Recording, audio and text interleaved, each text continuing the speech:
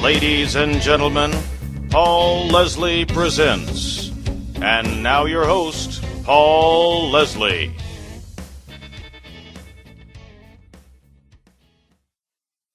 Ladies and gentlemen, it's our great pleasure to welcome singer-songwriter, recording artist, Gerard Kenny. Hello, Paul. How are you doing? I'm doing great. From not-so-sunny Sussex in England is where I am calling you from. Well, for all the people who are listening in, no matter where they are in the world, my first question, who is Gerard Kenny? Well, I come from Long Island, New York. I grew up in the 50s and 60s. And, of course, my dad was in vaudeville, so my dad didn't have a record collection. He had sheet music. So at 5, 6, I went to the piano, and we'd take down all the old songs, and we'd go through those, you know, George Gershwin and Cole Porter and Hoagie Carmichael and Rodgers and Hart. And those were, that's what I cut my teeth on, all those kinds of songs. And then, of course, my older brother, he was about 7 years older than I was, and he was in the 50s time was his time, you know, Elvis and all the wonderful doo-wop songs and all that stuff. So that was, you know, really, really prevalent around the house when he had, you know, his little machine with all the little 45s on it, you know, and they dropped down and everybody was doing the Lindy. And then, of course, for me, when the Beatles hit, that was it. I mean, that was just unbelievable. And that was my time. Just, you know, sort of took all those things together and they sort of married inside me. And that's what became my style of playing. Now, when you think back, can you remember specific records that were your all-time favorites? Oh, sure. I mean, there are a lot of different genres that I can think back to. I think we won in a contest at the local church. I think we won a hi-fi, and it came with a bunch of records. And in that bunch of records were cover versions of Broadway shows, and also there was a copy of Leonard Bernstein conducting the New York Philharmonic on Rhapsody in Blue.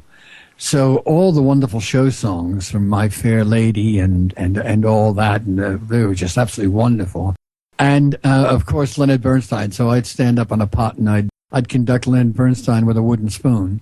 And it was what I used to do. It was just fun. And that, you know, was part of my wonderful... And funny, years later, I got to be the last collaborator of Alan J. Lerner. And the man who wrote My Fair Lady, and I worked with Alan, and we wrote a musical together. So it all went, you know, around in one big circle. I wanted you to tell us about your parents.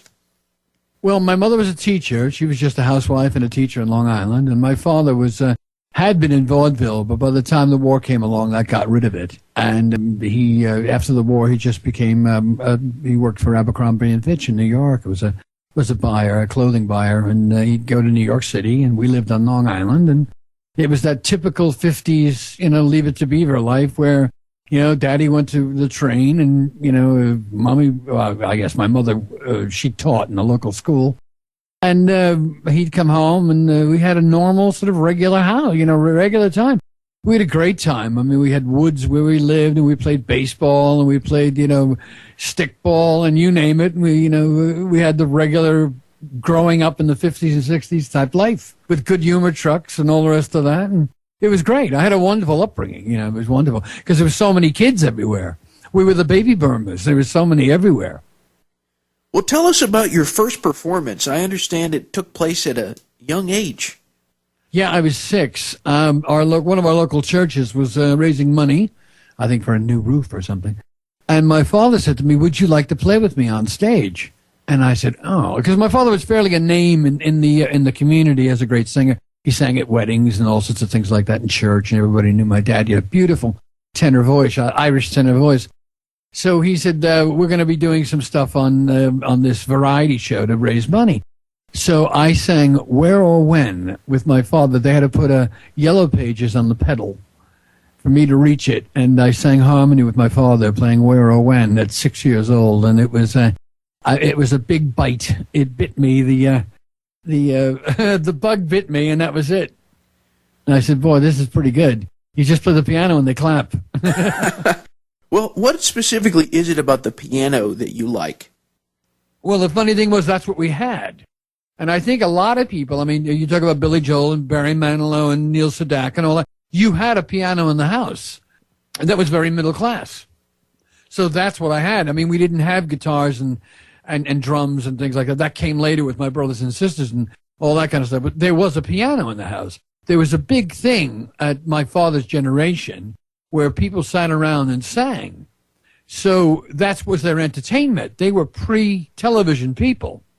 The people who went through World War II were not television people. They only became television people after it started to happen. But we grew up with television. It's like my children grew up with Mario Brothers. So, I mean, they grew up with computers. I don't think my children ever understood that you had to get up off the couch and go change the channel on the television by getting up and walking over to it. You know, I did as a kid. You know, that was I remember one of our friends in the neighborhood had a clicker that you could change the channels of the TV, and that was a big deal. But the guy three doors down had an electric garage door. And every time he changed the channel, it would open the guy's garage door. It was on the same frequency. So it was all a bit, you know, the beginning of it all. And when you think now, you know, what we're doing, I'm talking to you on Skype, and here I am in England. And where are you, by the way? In Atlanta, Georgia. Oh, you're in Atlanta, Georgia. Across... I played there once. Oh, yeah? I played there once. I opened for Sheena Easton there in 1982. Where? What venue? It was lovely. It was outside. I remember people came up with their picnic. It was really beautiful. Chastain Park, I bet. Probably. But yeah. It was really posh. I mean, they came up with silver service and beautiful napkins, and everything was gorgeously done, and they put everything down on it. Oh, it was a gorgeous thing. I mean, it was just so, how classy. Loved it. I thought it was great. I wanted you to take us back and tell us about the first time you wrote a song. Can you remember that? Yeah, it was a heartbreaker, of course, a love song. My girlfriend in high school, I was a junior in high school, and she gave me up for another guy.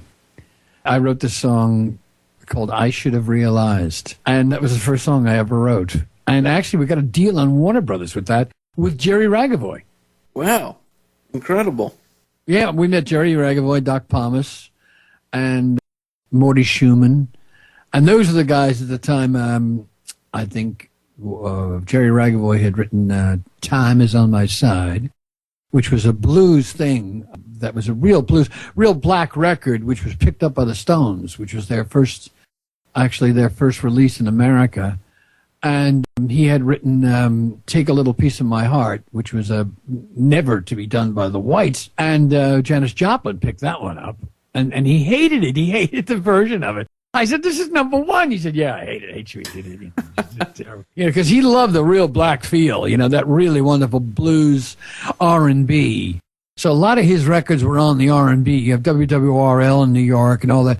And we used to listen to that. We used to listen to Sam and Dave on that. We used to listen to Otis Redding on that. That's where you could get that kind of sound in New York. You wouldn't get it on WINS Winds because that was a real, you know, that was the more middle of the road type stuff that they played. You know, they played much more at the very beginning. They played things like, you know, Doris Day, and they played Frank Sinatra, and then it got a little bit better because you got the Beach Boys came along, or you had Pat Boone, or, you know, that kind of stuff. But you wouldn't get the real R&B, like the Philly stuff and the New York stuff and the Detroit stuff, unless you listen to WWRL. That you had to be hip to know which one to listen to. But because you were in New York, it was available. And a lot of those stations, like in Philadelphia, a lot of those areas in Delaware and all, that's all they ever listened to. And that's why that whole Sam and Dave Stax records and all that, when that whole funk thing really came in, that's where it grew from. And then Berry Gordy, of course, created Motown out of his first record, Do You Love Me? That was Berry Gordy singing. Do you love me? Do you love me? And then that was his record. He got some money and then invested in Motown. And then was a very smart businessman and brought in. I remember we did this show. I was a sophomore in high school, and it was Murray the K. Now, Murray the K was WINS, and you submarine race watchers out there. And he had Bobby Darin come and do a night at the Brooklyn Fox Theater, and it was one of those things like they have American Idol. You know, you can come and do, you know, and audition and see if you've got any talent. And I put together a group of 4 girls, and a bass player and a drummer, and I played piano, and we had a guitar player, and we went in and played for them, and I taught them all the harmonies, and I think they did He's So Fine, Shoe Lang. And Bobby Darin was one of the judges. And they did very, very well. And Bobby Darin said, hey, I think I might want to record them. And we were like, goodbye, boys. Forget it. You're out of here. And I saw Stevie Wonder for the very first time at 13 years old do Fingertips. And that was live at the Brooklyn Fox. And it was amazing. Amazing. Just amazing. Wow. You had several bands growing up. And earlier in the interview, you mentioned Billy Joel. And you actually played with Billy Joel in a band. Yeah, I did. My first band was called the Phaetons. We were the ones who were on Warner Brothers with Jerry Ragavoy. And didn't you mention something about 3 weeks, 4 days, and 15 hours in one of the emails? I think I did, actually. I tell you, I didn't even remember we did that song. We had a release. That was one of the releases, a single release. It sounded a lot like the Association, if anybody goes back that far. We had another one called Where Are You that Marty Schumann had written with Jerry Ragavoy. And I wrote most of the B-sides. And I think we did a Petula Clark cover. But we then did, after we started to grow up, sort of after high school, what was happening, we were going to college, and people who were into it stayed in the music, and people went off to be lawyers or accountants or something or else. And as you moved up, the people around you who were still going to stay in the music started to come together. And I was playing in a pub one night with a bass player who used to work with Billy Joel, and he invited him down. And Billy was working on his Cold Spring Harbor album and needed some money, just needed money for his rent. So came up and said, can I play with you guys? And we started playing together. We had a band called Primo, and Billy played. He was into the Nice, and he loved Stevie Winwood. So he had a Hammond organ, and I played Wurlitzer electric piano. So I was the piano player, and Billy Joel was the organ player. And then we'd switch over, and I'd play organ, and he'd play piano. And that was the time when Maybe I'm Amazed came out, when the first single from McCartney when he started Wings. And we did that, and all of a sudden we had people around the block trying to come in and see us at the local places to play, like Mick Dimples and places like that. And these were just local, pubs, local bars. And of course, the owners would let in all these people in the police department to come and say, you got too many people here, and they'd have to shut it down. But it was really great. I mean, it was great to play with Billy Joel because it was the first time in my life I got to play with somebody who knew. You know what I mean? I used to carry the bands I was in. I mean, not to say that the other guys weren't great musicians, but I mean, I wrote everything. I did all the arrangements. I did, I was the one who said, okay, let's do this, and the chords go like that, and explain things to people in the arrangements. Billy, I didn't have to say anything to him. He heard it as well. I see. And it was great. It was really great. We did a version of Salty Dog, which was Procol Harum. And years later, I saw him in New York, and I said, you did our arrangement. He sang it with Elton at Yankee Stadium. I said, that's our arrangement. Do you realize? He said, yeah, I knew he did that. Wow. Yeah.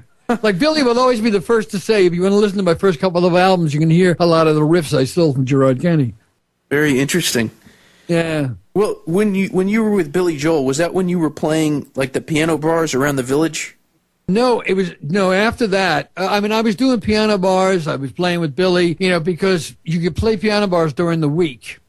And it was an easier gig for just one guy to get a job. Then when you had four guys, you had to have a place that held at least 400 or 500 people to be able to play. So you can go into a piano bar on your own and make money at night, just to put in your pocket, and I'd go into New York, or I'd be on Long Island and I do piano bars. So that all coincided around the same time. And then Billy went off to do his album. That's when he had his whole freak scene. He became Billy Martin and went out to the L.A. Oh yeah, and played in piano bars. He called himself Billy Martin, and that's when he wrote Piano Man. Great stories. Well, yeah, oh yeah, it was fabulous. Well, tell us about meeting Mr. Dre Shepherd. Oh, Dre Shepherd. This is funny. There was a really cool club on Long Island called My Father's Place where big names would come. I mean, they'd have, the Mothers of Invention would play there, and they had Seals and Croft played there. Big names, Johnny Winter, blah, blah, blah. It was like the hottest place on Long Island. And other than like the places that, like the Fillmore and all that, you could play in New York. So they would probably do the Fillmore in New York and come out to Long Island and do that when they were on tour. That was another gig for them to play. So to play at My Father's Place was a really cool thing. And the guy who owned My Father's Place was a friend of mine from high school that I'd known for years. And he always thought that we were good, and he always wanted to, get us a gig. So we played at this place, my father's place, and we got a really lot of people down there. And one of the people happened to be in the audience, said, listen, there's somebody's doing a musical, and what they need is a musical doctor, someone to doctor up the script, actually the score. So Mike Epstein said to me, he said, I've got this lady's name, and you can go in and see her. So I met this lady with a guy who was a lyricist, and the guy who was the composer. The composer was also the choreographer, but he's much more of a choreographer. He wasn't really a musician. He was sort of the best musician they could find at the time for the show. So I said, no, actually, you could do this and do that with it. And that was Dre Shepherd, was the guy who was there as the lyricist. So we got together. I said, hey, listen, you want to get together and write a couple of things? So we wrote a couple of things for this show, sort of an off-Broadway thing. That really never went anywhere. But I met Dre and said, wow, you're a really good lyricist. I've got ideas for melodies. Can we get together? Let's write some stuff. And that's when we started writing together. That was in 1975. Long time ago. I wanted to ask about one specific song that you wrote. A terrific song. I Made It Through the Rain. Yeah. Well, what happened was I'd been playing down in the 70s. What you had either cover bands or disco. And that was that whole thing with John Travolta with the disco and the thing of the Bee Gees and all that stuff was so gigantic. And who else you had? Love to Love You, Baby. And all those, and Giorgio Moroder and all that kind of stuff was really where it was at. 4 on the bass drum and all that stuff. And I had original material that I wanted to sing. I didn't want to do disco stuff. So the only kind of places in New York you could go to do original music was the gay clubs. And they'd have an open mic on Friday nights, on Tuesday nights. I was working with a girl by the name of Carol Sager at the time, and she was working with Peter Allen. And I'd written a couple of things with her, and she said, you ought to go down to this place called Reno Sweeney, because they have an open mic on a Tuesday night, and if they like you, they'll give you a gig. So I went down, and I met Friedman, I think his name was, and he was this little guy, and he said, I auditioned for him. He said, yeah, you can, you had to audition to do the open mic. And I did that, and he said, yeah, I'll put you in for 2 weeks, and I opened for Leslie Gore for 2 weeks at that club. And it sort of opened up a whole world of that. I mean, Louis St. Louis, the guy who wrote Grease, was down there. And let's see who else would play down there. The Captain and Tennille had just started out, and they played down there. And Manhattan Transfer started down there. And it's because they all had their own original music. And it was impossible to try and get original music around unless it was disco. So, of course, there's got to be an outlet somewhere for some things. And it was all those clubs called Brothers and Sisters and all that. Barry Manilow was doing the baths with Bette Midler, playing at a band in the baths while she was up there doing her gig, and all these guys were in a big swimming pools that were hot, like hot baths. That's how everybody was, anybody could skin their cat any way they could. That's what kept going, So it was a real wild time. And what happened after that? That 2 weeks that I was doing at Reno Sweeney. Someone came in and asked me to go to Saint-Tropez. And I said, yeah, right. I'm a New Yorker, right? Like I'm from Missouri. You want me to go to Saint-Tropez? I mean, that's one of the most beautiful places in the world. They said, no, we actually are looking for someone to play. And so I gave them a cassette, and I gave them my card, and they called me, and they had me come in. They hired a recording studio just for me to play, because they said, that recording you did, I had done demos. That sounds like Elton John. I said, well, that's not Elton John. First of all, that's all original music. And if you've got an original tape of Elton John, you could probably make a pirate album out of it. I said, no, that's all my stuff.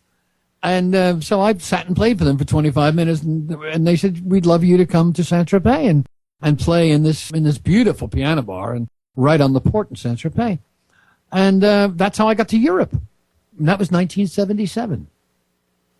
And I played, and I met all these different people, like Roger Vadim, the great movie director, and Peter Sellers was down there. You name it, all these movie stars were all down there. And Donna Summer, that's the one, she did a show down there, and all these different things. And by the time I was jamming with all these different people and all that kind of stuff, I got an offer from Eddie Barclay, who was the head of French Barclay Records. I didn't want to stay in France. I wanted to go to England. I wanted to, see where the Beatles were. So I was touring all over Europe, and I was doing Germany and Switzerland and all that other stuff. And And I said, no, I want to go to England. So I just packed it up and got on a ferry and went over from Calais and went over to Folkestone in England and came over because I knew some people. I met them down in the south of France. They said, if you ever go to England, come on in. So I'd met this one band that had worked down there. It was an English band. And I said, hey, look, I'm going to be able to go through London. Can you guys, what are you guys doing? Show me the place. Show me around. So I got invited to this party. And the party happened to be for a big star here in England, a guy by the name of Dennis Waterman. And his manager was there. Of course, I don't take drugs. I take piano.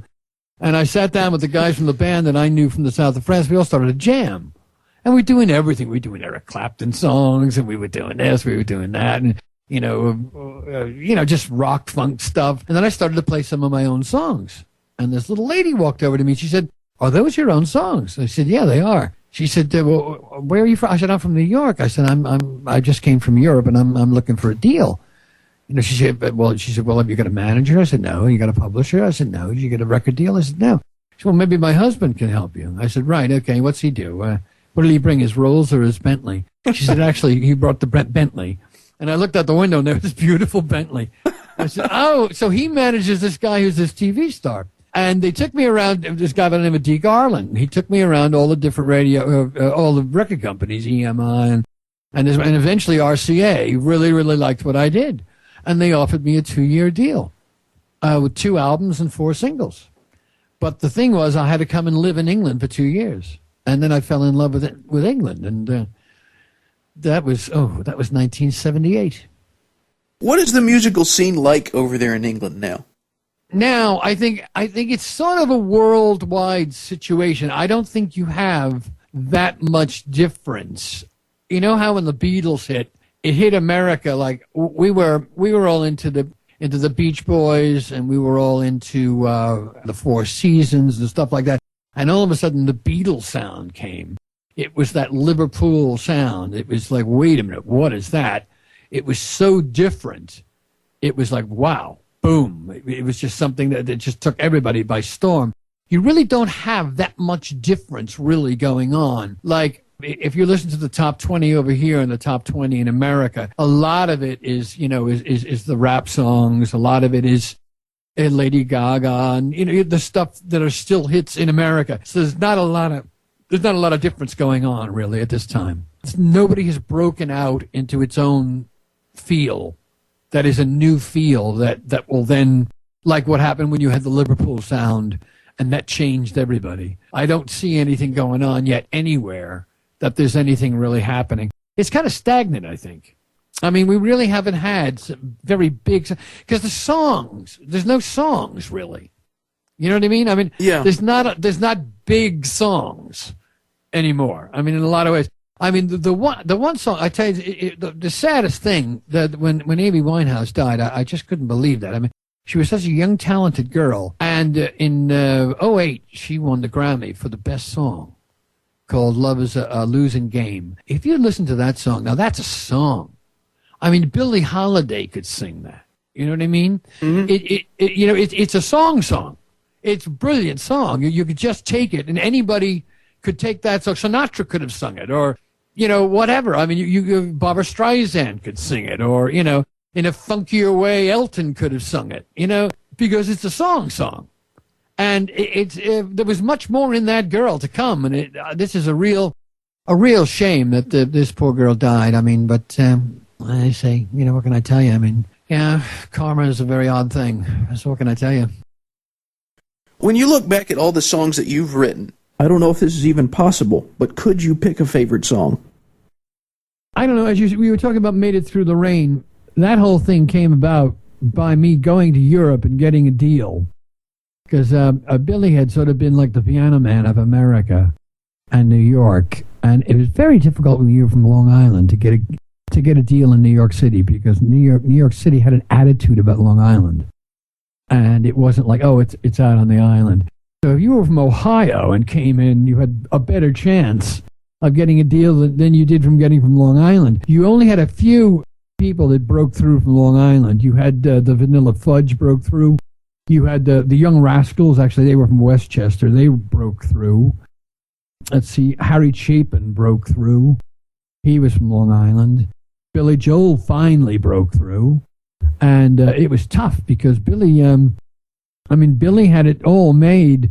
And then all of a sudden Bruce Springsteen came along and was said to be by Rolling Stone the future of rock and roll.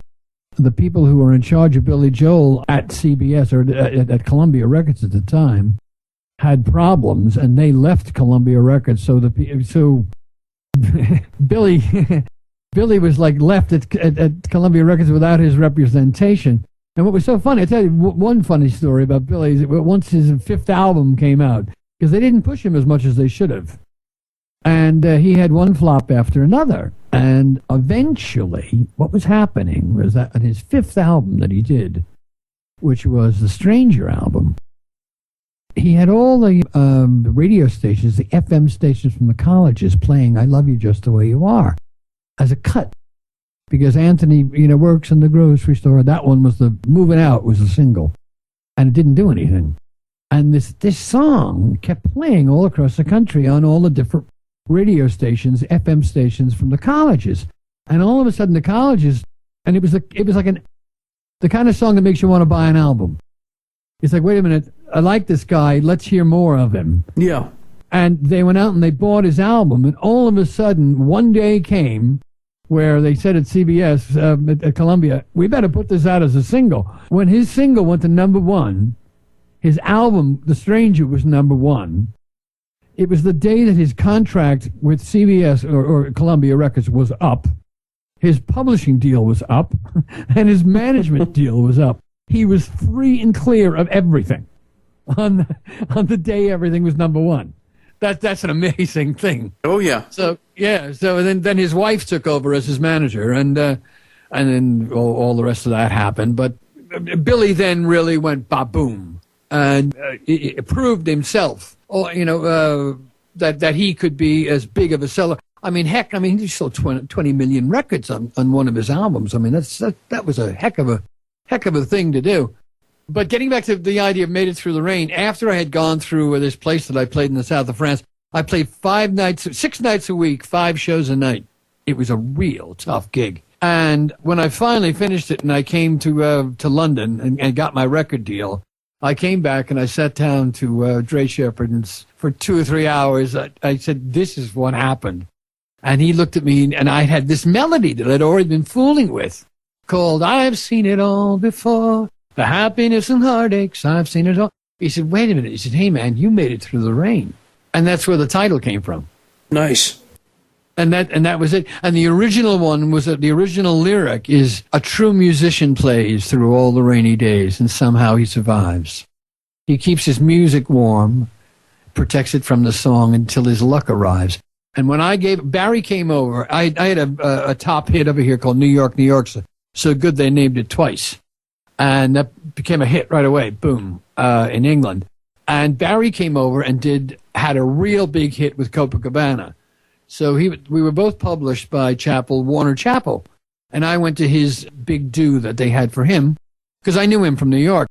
He said, oh, you got a hit record? I said, yeah, things are going good. This is great. I said, I got an album, too. He said, I got a few songs on there, Barry, you might like. So I gave him a copy of the album. And when he called me back about 6 weeks later, and he said, it's very subjective. I did a song once called Studio Musician on one of my albums, and he said, it's a very subjective thing. I'd like to make it more objective. I'd like to change it to be, instead of musician, about a dreamer. Because everybody's a dreamer. I said, Barry, whatever you have to do, go ahead. So they changed about 8 or 9 words, really, because by the others who got rained on to and made it through. I mean, that's still Dre Shepherd. I mean, a lot of it is all still Dre. And that came out, and that went ba-boom. I mean, that was one of those songs. I'll tell you why it's just so amazing to me. I was doing a tour.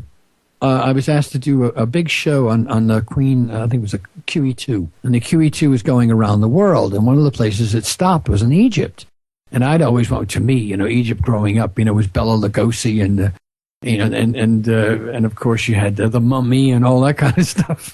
So I wanted to go out and ride a camel and see the Sphinx and go down the pyramids. I did all that. And then we were going to go on one of those Pharaoh's Cruises, where it takes you down the Nile and you get to see belly dancers and swirling dervishes and all that kind of stuff. So we had an hour's wait. So I brought my wife into the Radisson Hotel, and we got into the elevator. And on the way up, there was music in the elevator, and Barry Manilow was singing "I Made It Through the Rain." I looked at her. I said, "That's it. I've made it as a songwriter." Wow. I'm in Cairo, and they're playing my song.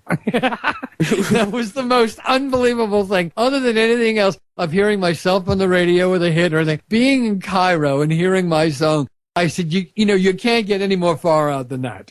No, not at all. It really was amazing. Tell all the listeners out there about One More Turn and also Beach Radio.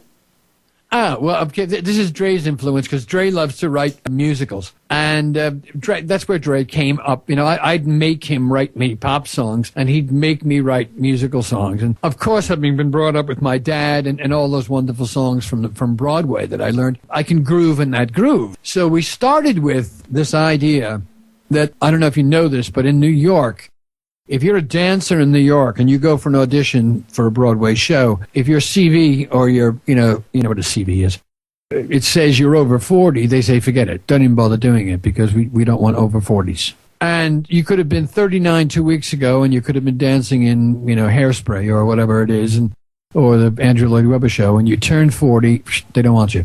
That's it. So this unspoken law, and there's people who are still very, very, very in great health and still fine and able to dance, but they want young people. So there's an organization in New York called Dancers Over 40 who all got together and they do shows. And one of the guys, a very good friend of Dre's, is in this, and he knows all these people.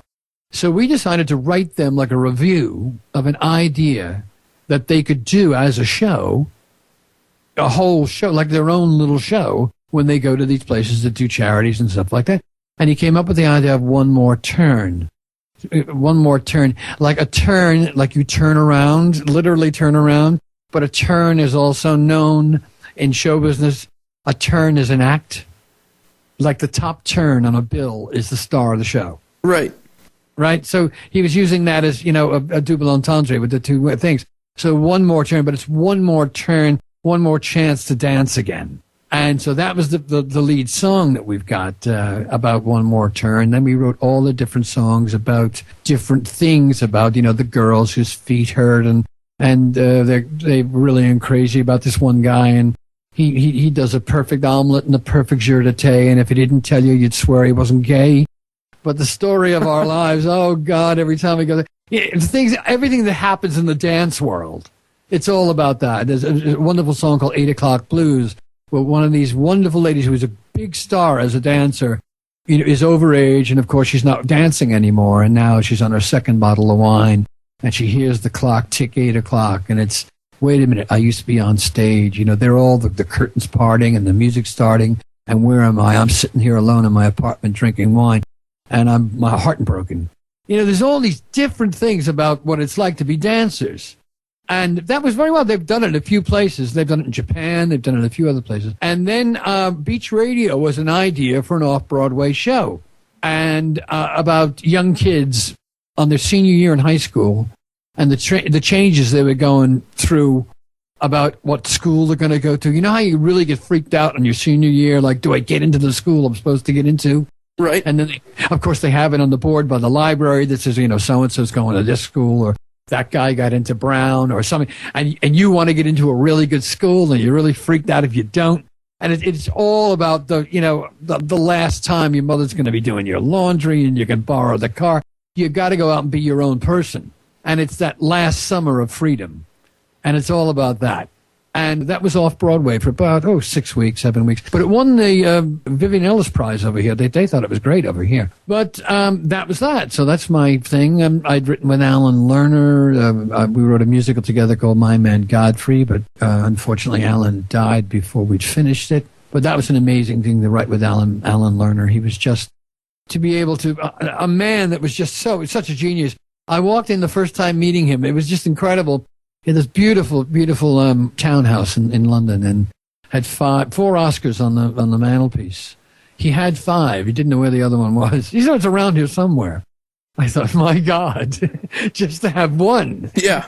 It was unbelievable. And can you imagine what it was like for me when he would call me up? And he was Cole Porter's protege, and I was his protege. I was in my 30s, and he was in his 60s. And he'd call me up, and he'd say, "My dear boy, I have a lyric." And I'd go over to his house. Can you imagine what it was like to be handed a piece of paper with words on it? Alan J. Lerner's words. I mean, incredible. The guy who wrote some of the greatest things in the world that you've ever heard. I mean, Gigi and Paint Your Wagon and Brigadoon and On a Clear Day and Camelot. And I mean, forget about it. And there it is with no music to it. And he'd go, "Okay, my boy, sit down and write it." And I'd sit down and I'd write it. And then he'd get mad at me for doing it. He said, "I worked for 2 weeks on that. And you just..." I said, "Well, Alan, you made it so easy." Because it was just the way it was constructed was I could feel the emotion. I hear emotion as music. That's what a composer does. And I hope to God the emotion the music I hear for that emotion, you will actually say, "Yeah, I feel that emotion too." And it's a human thing that happens. Like if something is in the minor, we feel sad. If something is a major, we feel good. So we do have things to understand together. And there's certain things that I know if I played that, you say, "Yeah, that's a happy song," or in tempo, or if I slow the tempo down and make it in minor, you say, "Oh, that's a sad song." So there are things that people know right away, and you can use those tricks to make the emotion of the song the way it should be. And I would read the lyric and read where he wanted to go. And I guarantee you what happens is as you start to write a song, the song starts to take over and show you where it wants to go. It tells you. And as it tells you to go these places that you want to go, the emotion starts to rise. And I guarantee you, every time I wanted to go up, there was a vowel at the end of the sentence. Alan had made it constructed because you can't sing on a high note. You can't sing a consonant. You need an ah or a nu, or you need a soft sound. And he knew that the essence of that emotion would be up there, and it was always right for the voice. It was just an amazing thing to watch him do, the structure, and it was just, he taught me so much about writing for the Broadway stage. It was just an amazing thing, and I really do miss him every day, actually. It was just wonderful to be able to work with somebody like that. For the people who are listening in, wherever they are, they can connect to you on the web. So I was hoping you could share with everyone your website so people can find out more. Right. I'm at Gerard, all small case, GerardKenny.co.uk.